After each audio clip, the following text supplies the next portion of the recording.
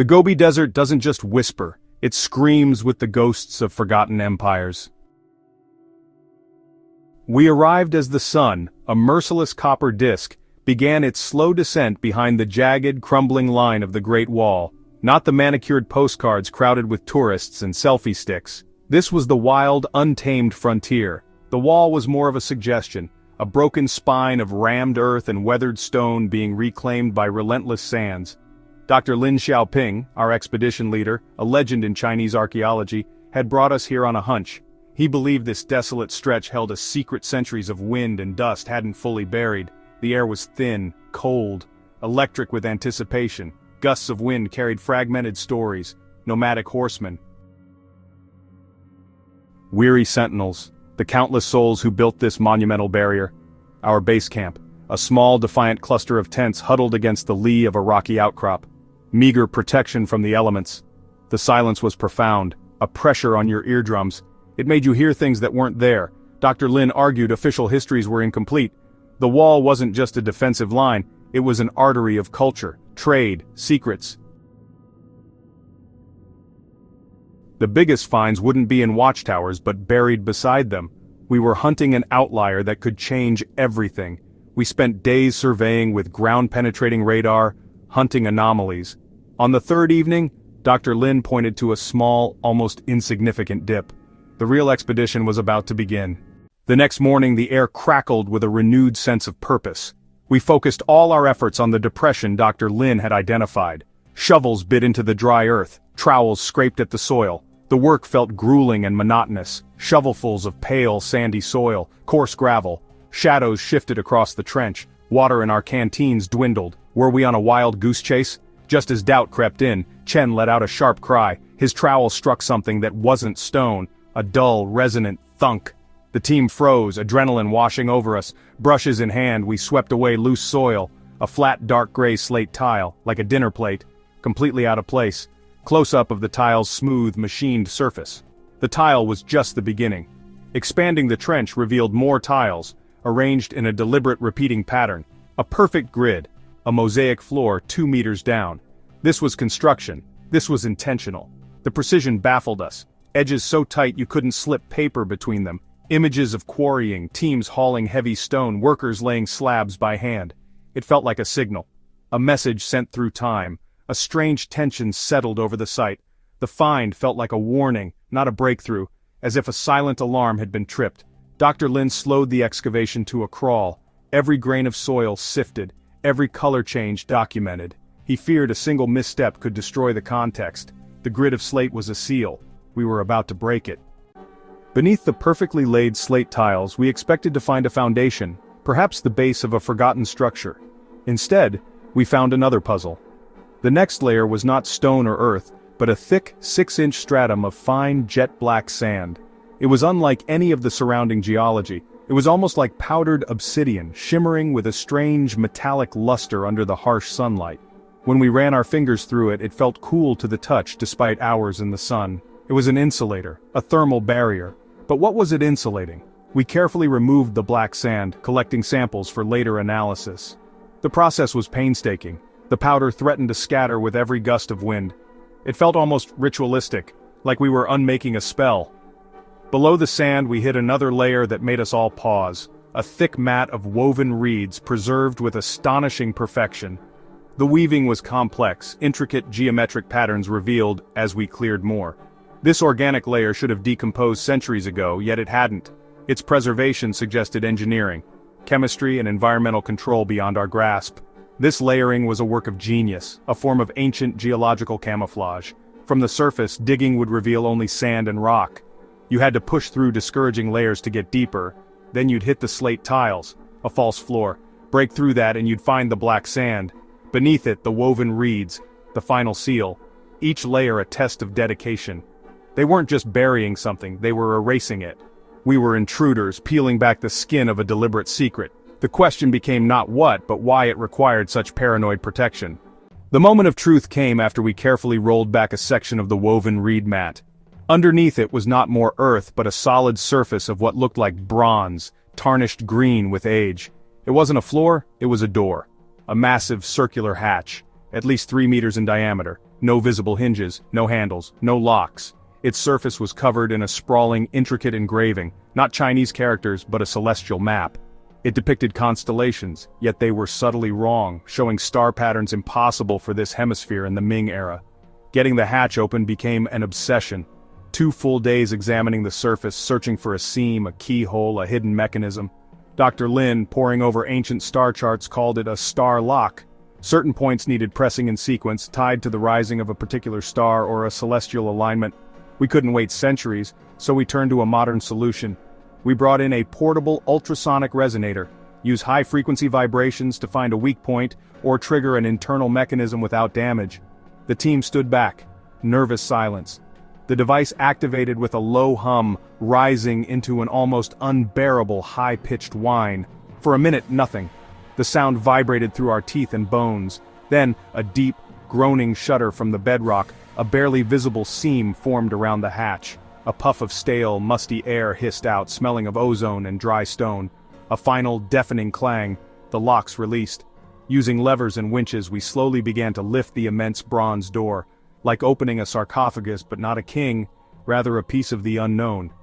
As the hatch rose, it revealed gaping darkness, a perfectly carved cylindrical shaft descending into the earth. The air billowed out, cold, ancient, utterly sterile. No scent of decay, only the clean, sharp smell of deep rock and a faint metallic tang we couldn't place. We had broken the seal and stared into a void that had been waiting for us for centuries. The descent was terrifying. We lowered a remote camera first, its small light cutting a feeble beam into the oppressive blackness. The shaft was smooth, almost polished, carved directly from the bedrock. It dropped for about 30 meters, then opened into a space. The air was breathable, though low in oxygen. Dr. Lin and I prepared to go down. Secured in harnesses, we rappelled into the abyss. Our headlamps danced against the stone walls. Absolute silence. Only our breathing and the soft scrape of the ropes. It felt like descending into another world, leaving the sun and the sky behind. We landed on a floor as smooth as the shaft walls. We had arrived in a massive circular chamber. As our eyes adjusted, we swept our lights around the room, and what we saw made us gasp in disbelief. The curved walls of the chamber were lined from floor to ceiling with thousands of sculpted faces. They weren't terracotta, like the famous warriors of Xi'an. Pale, luminous jade, unknown black stone, arranged in alternating patterns. Each face was unique, depicting men and women of every conceivable age and emotion. Serene, terrified, joyous, wrathful. It was a library of humanity, a silent, watching crowd frozen in stone. The craftsmanship was beyond anything we had ever seen. Every wrinkle, every eyelash, every subtle curl of a lip was rendered with breathtaking realism. But it wasn't just the artistry that was shocking, it was the diversity. The faces depicted people from all over the world. This was impossible. The chamber predated the Ming dynasty, placing it in a time before the age of global exploration. How could the artisans have known? How could they have captured the likenesses of people from continents they supposedly had no contact with? At the chamber's center, beneath the shaft opening, stood a single waist-high pedestal carved from the same black stone as the faces. It was empty. Whatever this chamber was built to house, whatever object of veneration these thousands of silent faces were meant to watch over for eternity, was gone. A fine layer of dust covered the entire room, undisturbed for ages, except for the top of that central pedestal. It was clean, wiped bare, as if its precious cargo had been removed relatively recently. As our team began the slow, methodical process of documenting the chamber, I ran my hand over the empty pedestal at its center. That's when my fingers brushed against something. Tucked away in a small, almost invisible recess on the side of the pedestal was a single object. It wasn't large or grand, it was a small, intricately carved sphere, about the size of a cricket ball, made from the same unidentifiable black stone. I lifted it out. It was surprisingly heavy, its surface was cool to the touch. The sphere was covered in carvings, not faces, not constellations, but microscopic, impossibly detailed lines forming a continuous flowing pattern. Bringing the sphere up to the light of my headlamp, the lines were not just patterns, they were a form of writing. No known ancient language, no known modern language. The characters were fluid and complex, geometric precision and organic curves. They seemed to hum with a latent energy, almost vibrating under the light. We used a portable digital microscope to get a closer look. The detail was staggering, so fine they couldn't have been made with any known ancient tool. The precision suggested technology far beyond the capabilities of the era in which this chamber was supposedly built. Dr. Lin was mesmerized. He believed we were looking at a Rosetta Stone for a completely unknown chapter of human history. The sphere felt like a data storage device, an ancient hard drive. The writing might be a map or blueprint to be decoded. Our geologists performed an on-site density scan of the object. The results made no sense. The sphere was not solid stone. The scan revealed a complex lattice structure and a hollow core. It was engineered, manufactured, an artifact that should not exist. The implications were dizzying. A secret chamber near the Great Wall, guarded by layers of deception, filled with the faces of a global humanity, containing a manufactured sphere inscribed with an unknown language using near-microscopic technology. This discovery didn't just add a new paragraph to the history books, it threatened to rip them to shreds. It suggested the existence of a highly advanced, globally aware civilization, operating in the shadows of the dynastic histories we all thought we knew. The Great Wall wasn't just built to keep people out. Perhaps it was built to keep a monumental secret in. The existence of this chamber forces us to reevaluate the very purpose of the Great Wall. History tells us it was a military fortification, a colossal project to defend the Chinese heartland from nomadic incursions. It was the ultimate symbol of isolation, a line drawn between the civilized world and the barbarian hordes. But this discovery suggests a far more complex and clandestine purpose. What if sections of the wall, particularly in these remote areas, were not primarily defensive? What if they were markers, monumental signposts, designed to guard and conceal sites of profound importance, like the chamber we had found? This find challenges the narrative that ancient China was an inward-looking empire. The 1,000 faces on the wall prove unequivocally that the builders had an intimate knowledge of global human diversity. This wasn't a vague mythological understanding, it was a precise anthropological record carved in stone. How was this knowledge acquired? Did ancient Chinese explorers embark on secret global voyages long before Zheng He, or was the contact initiated from the other side? The technology implied by the sphere artifact is perhaps the most disruptive element of all. We think of history as a linear progression of technological advancement, but this object, with its internal lattice structure and micro-carvings, is an outlier, an anachronism. It's like finding a smartphone in a medieval castle. It suggests a pocket of hyper-advanced knowledge may have existed, and then vanished. Did this knowledge belong to the dynastic Chinese, a secret kept by a select few? Or did it belong to another group entirely? A third party in human history whose existence has been completely erased. The Great Wall itself may be the key. Stretching over 21,000 kilometers, it is the largest man-made structure on Earth. We have only excavated a tiny fraction of it. The dragon's spine may not just be a barrier on the surface, but the protective roof of a whole other world of secrets, a hidden history running in parallel to the one we know, buried just out of sight.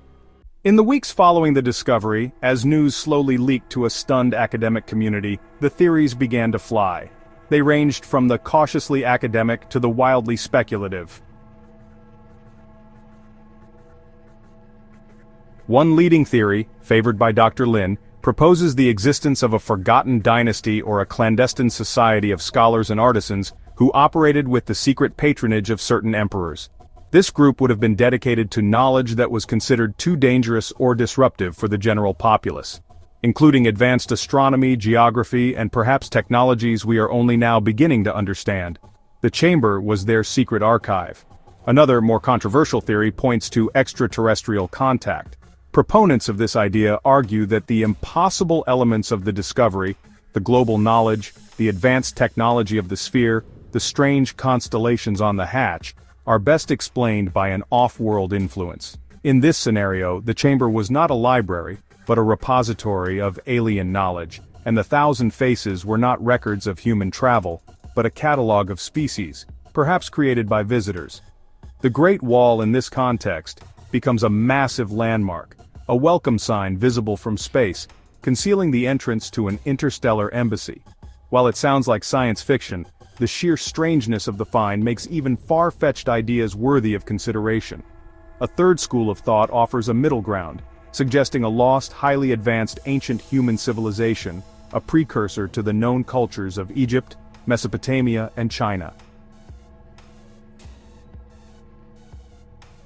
This progenitor civilization could have been global in its reach before collapsing due to some unknown cataclysm, leaving behind isolated pockets of its knowledge, like the chamber and its artifacts. The empty pedestal at the center of the room remains the most tantalizing part of the puzzle. What was so important that it was housed there? And where did it go? The clean surface suggests it was removed deliberately. Did the secret society retrieve it when they felt the time was right? Was it stolen by a rival faction that also knew of the chamber's existence? Or, in the most chilling possibility, did the object, whatever it was, leave on its own? Each theory opens up a new avenue of inquiry, each more fantastic than the last, proving that this single discovery has thrown a monumental wrench into the clockwork of human history. This discovery near the Great Wall does more than just present us with a new historical puzzle. It fundamentally changes our relationship with the past. It reminds us that history is not a closed book. It is a living, breathing landscape of discovery. Here be dragons. The ground beneath our feet, even in the most well-studied places, could be hiding realities that would reshape our understanding of who we are. The chamber of 1,000 faces, a testament to how strange our own planet still is. The allure of the Great Wall has always been its scale, its endurance, a symbol of human ambition written across the face of the earth. But now it has a new dimension of mystery. It has become a symbol of what we don't know. It stands as a silent sentinel, guarding ancient borders and the borders of our knowledge. Every crumbling tower, every meter of rammed earth, now holds the potential for another secret, another chamber, another artifact. The search is no longer just for arrowheads or pottery shards, it's for the keys to a story we never knew was being told. What other impossible secrets lie waiting? Was the chamber unique or one of many? Part of a hidden network strung along this stone dragon? What knowledge hides in the microscopic script on the black sphere?